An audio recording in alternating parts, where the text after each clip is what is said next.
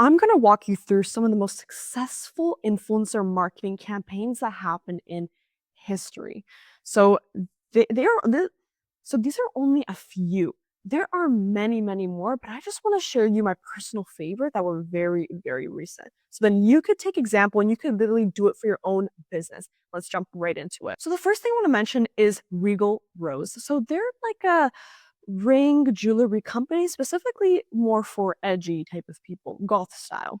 And what they did was product seeding. They have shipped their product to hundreds, I think it was like 500 influencers that were more edgy, gothy style for free without telling them, hey, you need to post my product. Just telling them, if you like my product, feel free to post it. The influencers naturally posted the product because they liked it. It really fit them and they felt that, hey, my audience are going to love this because my audience fit my style and this fits my style. So then they have shipped like 500 products, and believe it or not, there was like 450, something like that, of creators who posted it. So this campaign completely gotten the results that they wanted to. And they spent a lot less money than if they were to pay each and every one of these creators. That's the amazing thing about this. They also, since they were targeting a lot of people in the same niche, they were doing retargeting. So basically, the same audience would see the same product over and over again because it's a pretty niche category. Goth and edgy, that is something pretty niche, and most of the time, the people who are following it are following a lot of different creators in the same space. And this brand has sent their product to all of these influencers. So that same audience saw this product multiple times, which is way higher sign that they have purchased the products. And what happened from there, since there's so many creators just making so much content about this one ring or this like jewelry, other creators saw these creators doing it, and without them even getting the product gifted, they went and they bought that ring so they could also show it to their audience. And that's the interesting thing about this, because they kind of made it like a trend, because there's like hundreds of influencers showing this one product. The other influencers who were not doing that, they felt like left out and they felt like, hey, I have to do this. So they went and bought the product and also promoted it at no costs. This has made Regal Rose a way cheaper rate to run these influencer campaigns, and they have gotten over an 8x ROAS somewhere from there, simply from this entire campaign. It was over a few month period, and it was one of the most successful ones that they have ever done. And now that they have a few different influencers that actually brought them really good results, I'm pretty sure they had like 100 or something, which brought them an extraordinary results. They're now using those influencers again for product launches and holiday sales, and they're just constantly reusing those creators and getting them like 6 figures a month simply from these creators. And that's what I find amazing about this.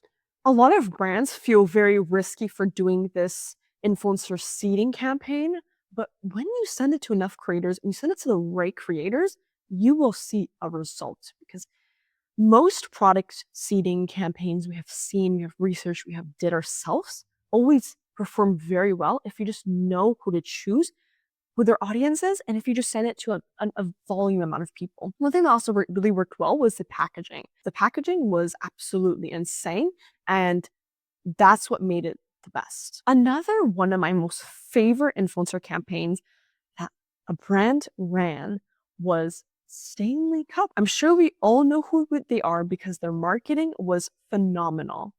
What they did was that they have hired a few thousand creators to simply just have their cup in the background, have their cup just like, they're talking about something and then they just quickly drink it. And they didn't even have to talk about the product. They have hired thousands of influencers to do that. And it got to the point where every single person just started noticing that this same bottle was popping up on everyone's post.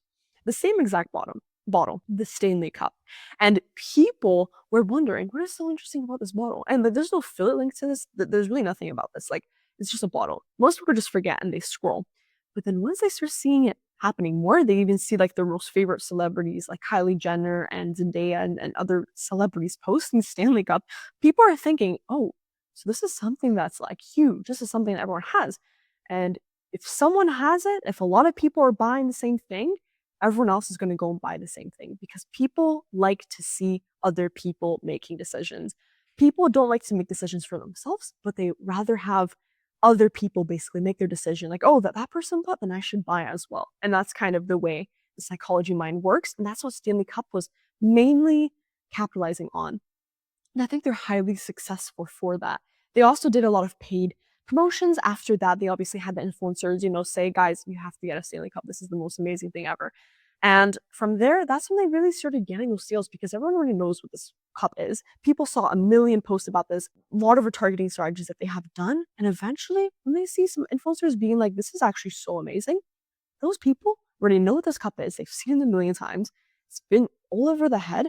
They're the most they're the most hottest to just purchase that bottle right there and then. Another influencer campaign that I absolutely love was Gymshark, one of the most successful fitness brands. And the reason why they're so successful is because they used influencer marketing the right way. They did also a very, very similar thing. They did a lot of product seeding. They sent their product to hundreds of influencers for free. And to even have these influencers in their videos when they're working out, they're always wearing Gymshark. They're always wearing their clothing, and they have like a really big logo sometimes. They just have that in all their videos. And they also had a lot of really, really big influencers just fully on promote Gymshark. And because they did so much volume, and they chose the right people because they knew that, hey, for Gymshark, I can't target old people doing workouts or some really calm yoga Pilates. I have to go for those bodybuilding people. I have to go for those people who are trying to gain that muscle because that's the main target they're really trying to go for. Younger generations, etc. And they went for those exact people.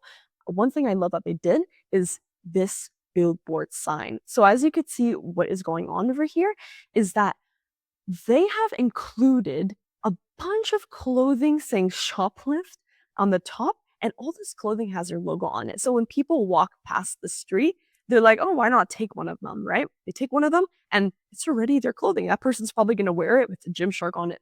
So they're just basically just doing guerrilla marketing at that point because person wears their product clothing, Gymshark big on it, and they walk around the streets. People read that, of course, right? And then this sign pops up, and I think that this is absolutely genius. Gymshark is really smart. They have did a bunch of running marathon campaigns, or it was like Adidas or Gymshark. It was both of them together. They have ran a bunch of campaigns that also performed really, really successfully, just doing all this together. But we have realized that their main success was just from influencers, ads and influencers. They put those two together. An audience would see an influencer constantly wearing it, and then they would go on another platform, they see an ad about it. They'd go back to TikTok or Instagram, see an influencer wear it, go back to Facebook, Google, and see an ad. And that's exactly how that retargeting strategy worked, and that's how Gymshark became one of the most biggest fitness brands ever.